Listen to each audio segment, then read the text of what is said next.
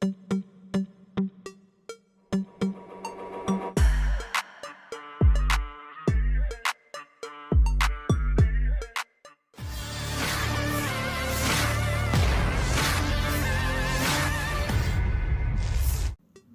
Rusia dari Brigade Pengawal ke-15 meluncurkan serangan drone Lancet ke arah artileri Ukraina.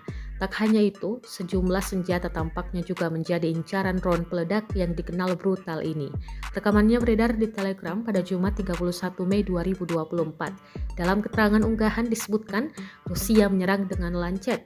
Salah satu senjata yang digempur yakni self-propelled pion milik angkatan bersenjata Ukraina di daerah desa Veseloye di Donetsk. Beruntung tak ada korban jiwa yang dilaporkan dalam serangan ini. Di sisi lain, Presiden Joe Biden merestui Ukraina untuk menggunakan senjata buatan Amerika Serikat untuk menyerang Rusia. Hal tersebut diungkap oleh Biden usai menilai keadaan mendesak dalam situasi perang Ukraina-Rusia.